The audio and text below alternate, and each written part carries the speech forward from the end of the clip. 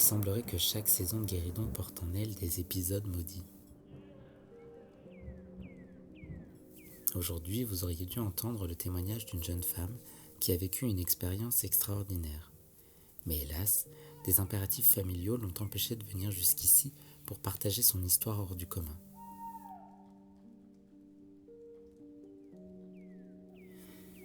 Et comme si le destin s'était amusé à jouer un tour, il m'est arrivé quelque chose d'incroyable la semaine dernière. Une histoire toute fraîche, presque impensable. À vrai dire, je n'avais même pas prévu de vous en parler, tant ce que j'ai vécu me semble encore flou, voire irréel. Mais allez, je me lance.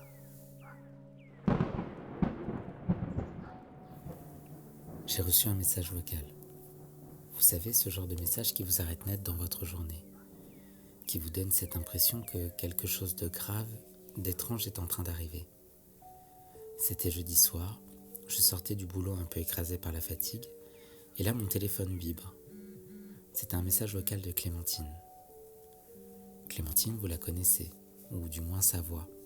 C'est une amie de longue date qui a participé à la première saison de Guéridon. Je mets mes écouteurs et je lance l'enregistrement. Là, j'entends sa voix, tremblante. Salut.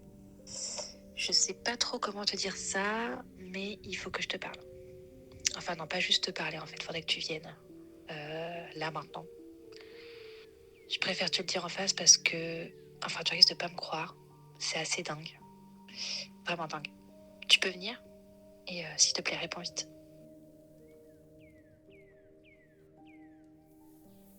Le message s'arrête. Et moi, je suis planté là, au milieu de mon appart, la tête pleine de questions. D'habitude, Clémentine est quelqu'un de posé, avec toujours un brin d'humour dans la voix. Alors l'entendre dans cet état, ça m'a glacé. Bien sûr, ma première réaction, ça a été de la rappeler. Mais elle ne répondait pas. J'avais l'impression que chaque seconde comptait. Alors sans trop réfléchir, j'ai pris mon vélo et je me suis mis en route vers son appartement. Et comme si une voix intérieure me soufflait qu'il fallut garder une trace de ce que j'allais vivre dans les heures à venir, j'ai rapidement fixé le micro-cravate que j'avais reçu pour Noël au col de mon pull. Pendant le trajet, mon esprit était en ébullition. Est-ce qu'elle avait eu un accident? Y avait-il un souci avec les enfants? Était-il arrivé quelque chose à Flo? Est-ce qu'elle était en danger? Ou bien, est-ce que c'était quelque chose de plus inexplicable?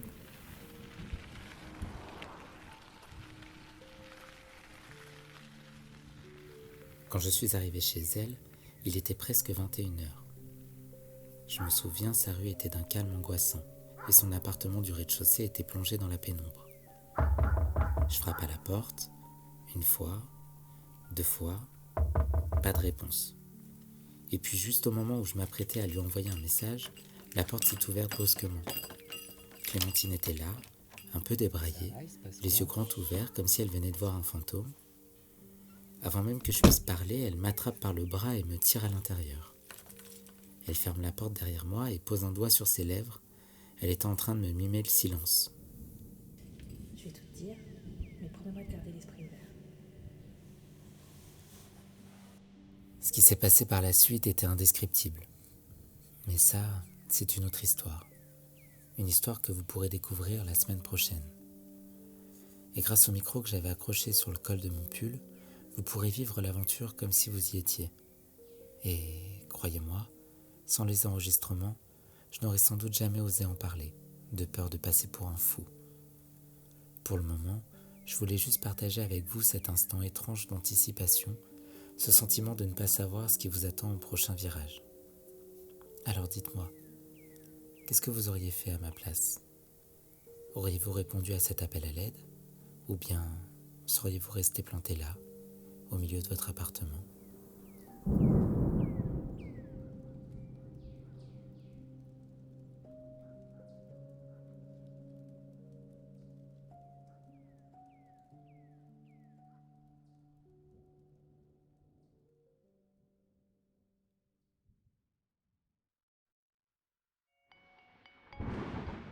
Vous êtes arrivé au bout de cette histoire. Avant de partir, laissez-moi vos impressions en commentaire. Ce podcast est produit de manière entièrement indépendante, sans promotion sur les réseaux sociaux. Si vous souhaitez m'aider à continuer à publier des épisodes, abonnez-vous à la chaîne et partagez vos épisodes préférés autour de vous. Et si vous avez le courage et l'envie de plonger dans vos souvenirs les plus cocasses, contactez-moi via l'adresse que vous trouverez dans la description de cette vidéo. Vous pourriez ainsi participer à un prochain épisode de Guéridon. Le podcast Guéridon est une création originale d'Elliot Gordon-Rix. Cet épisode a été produit, réalisé, monté et présenté par Elliot Gordon-Rix. Je vous donne rendez-vous dimanche prochain avec un nouvel invité. Et d'ici là, n'oubliez pas de vivre